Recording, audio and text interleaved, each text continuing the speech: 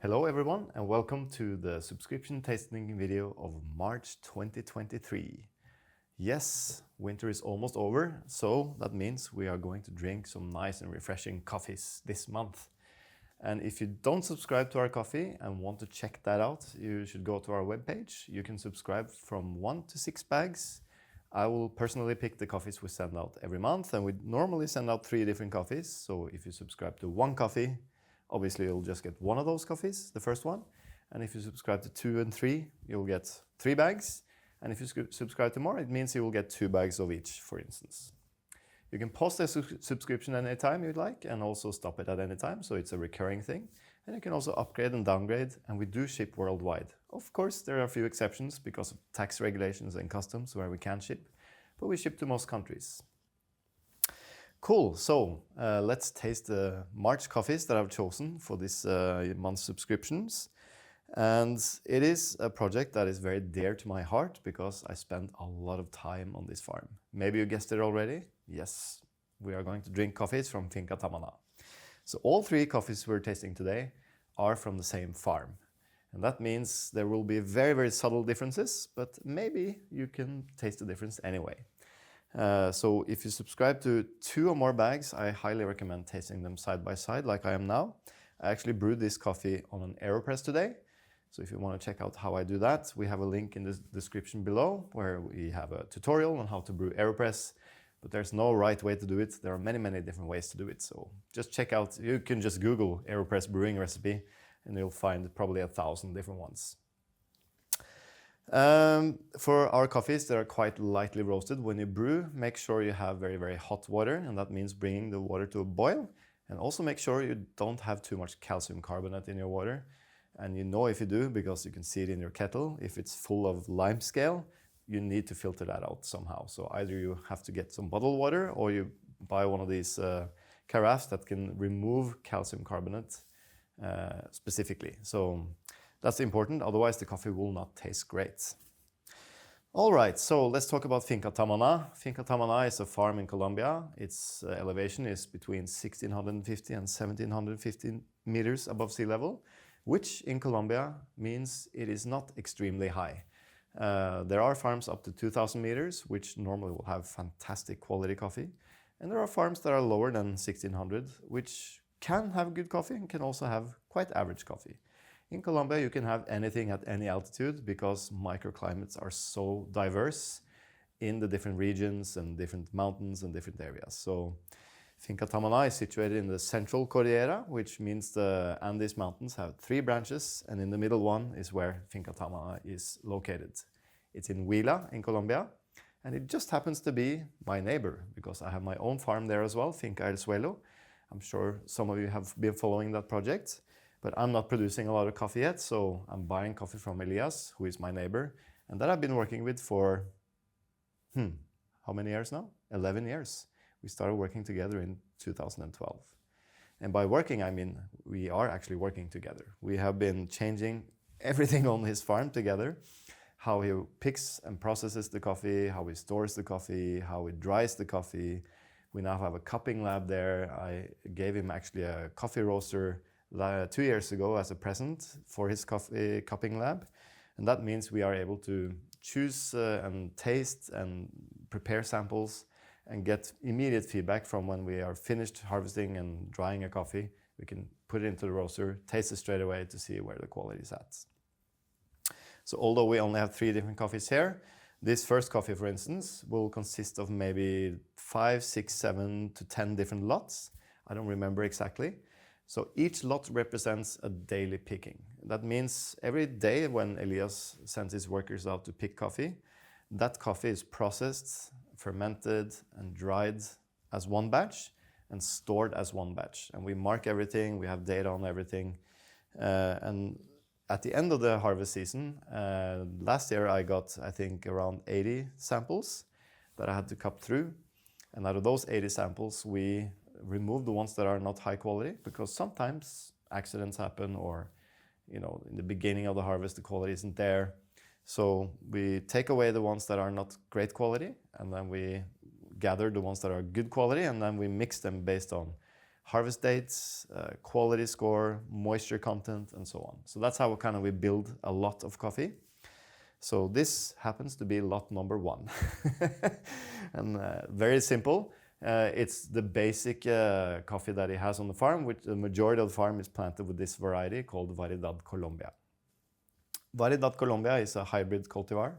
So it's a Catimor mixed with Caturra, which means it's resistant against leaf rust, or at least somewhat resistant. And it's kind of the early plant that the recent developments are named Castillo. So this is the kind of earlier generation of that development project.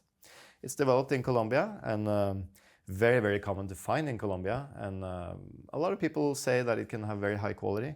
Some people don't like it because it's very herbal, but this really depends on how you pick the coffee, when you pick the coffee, where it's growing, and so on.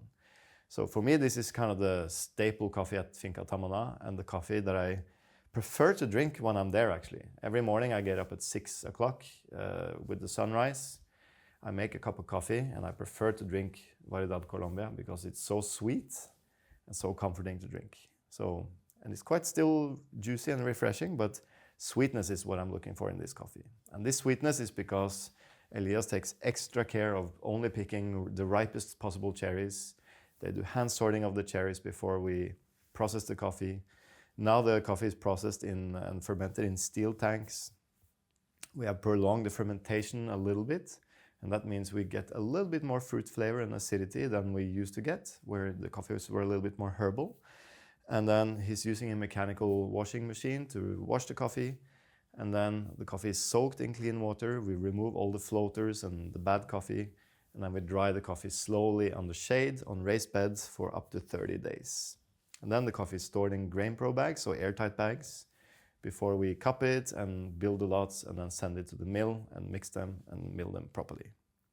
We also sort the size of the beans. So this is consisting of only the bigger beans, this particular coffee that we're sending out as the first coffee of the March subscription. So that means screen 17 and up, and screen is like a metal mesh with different hole sizes.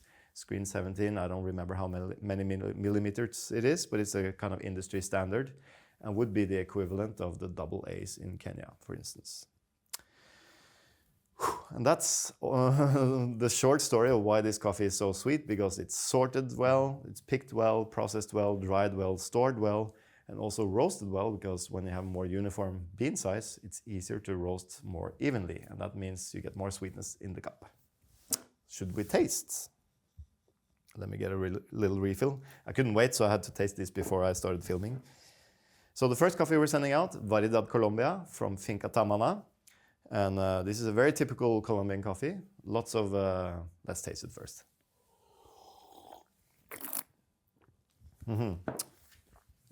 I was just about to say lots of panela flavor, which means caramelized sugarcane juice that is dissolved in water. That's what they call panela in Colombia. So brown sugar. There's actually in this year, the coffees were a little bit more fruity than they have been used to. And that's, I think, partly because of a little bit longer fermentation that we're implementing now on the farm, but also there was not a lot of coffee, but the quality was really, really good. So this coffee has a very, very subtle fruitiness. It's not like a Kenyan coffee where you can say, oh, this tastes like blackcurrant and rose hips. It's not like that. It's much more subtle, and it has this kind of brown sugar, chocolatey, mouth coating, very smooth texture to it.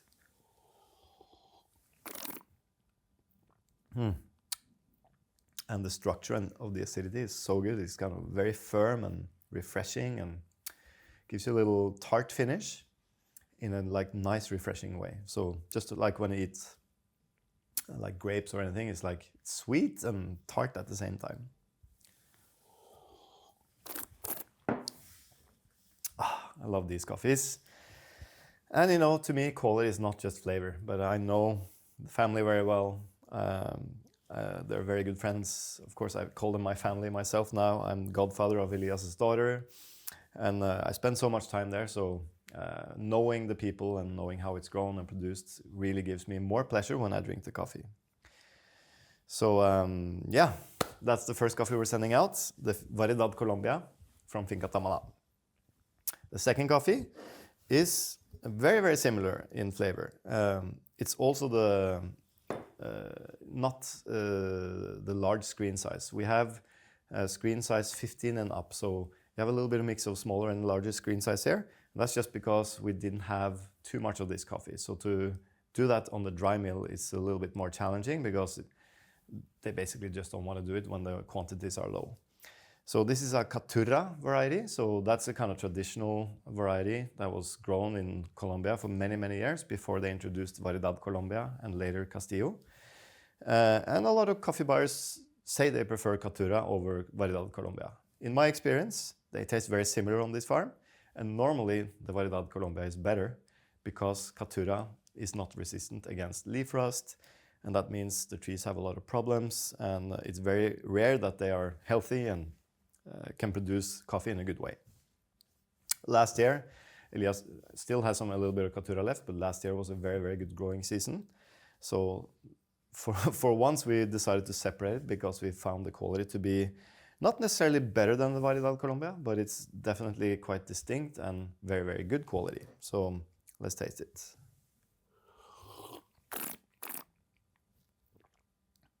Yes.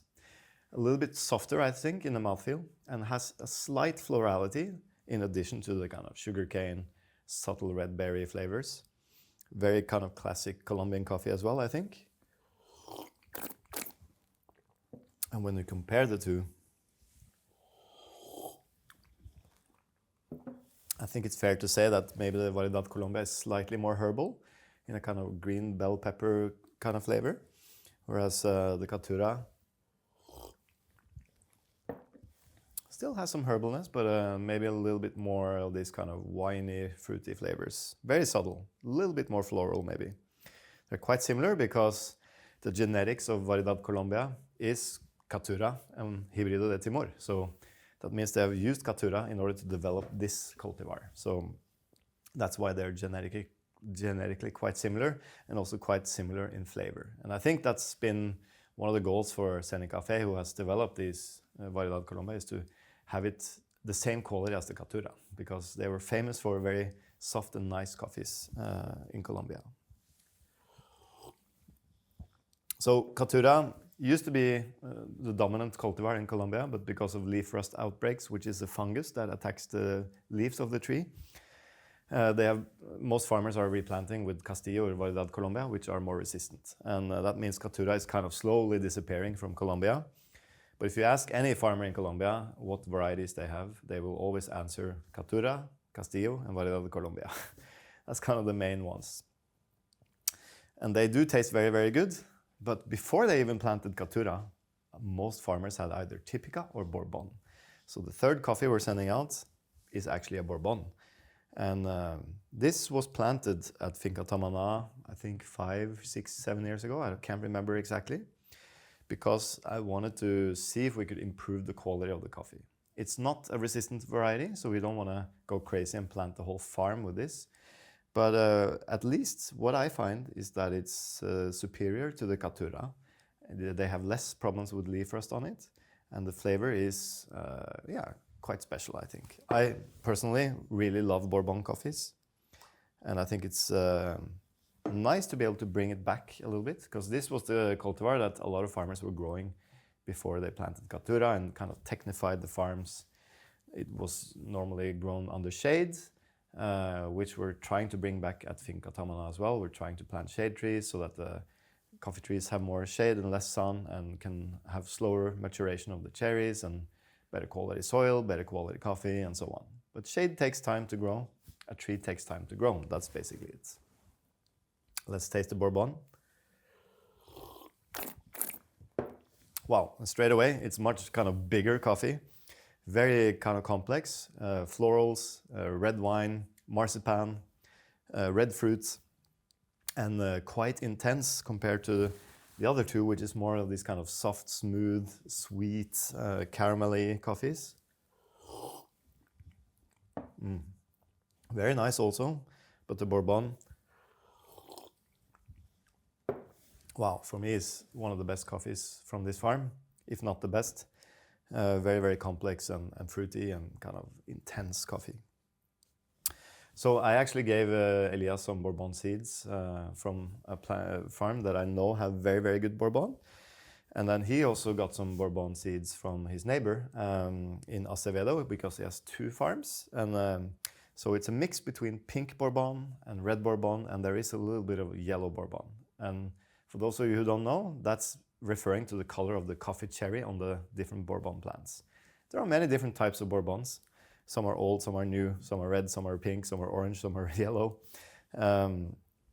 But at least this is a very high quality Bourbon because it tastes really, really good, I think, and has this kind of distinct Bourbon flavor that you can expect, which is sometimes similar to the SL28s in Kenya. It's just not as tart and kind of blackcurranty.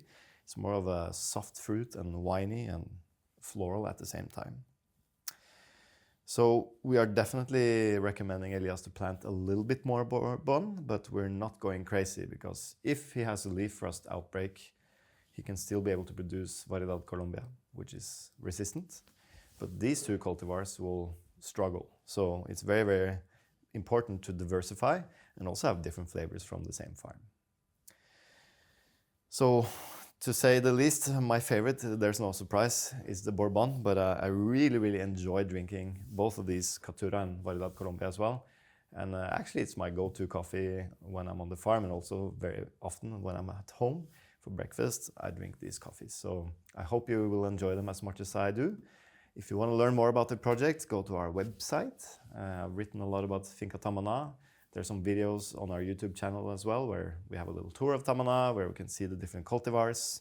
So we'll try to link that below. And also, if you want to learn how to make the AeroPress, check the link below. And if you want to subscribe to our coffees, go to our website and you can sign up anytime. Cool, that's it for now. I hope you enjoyed this video. Sorry for talking so much, but I'm very passionate about this farm. So thanks for watching, and hope to see you next time.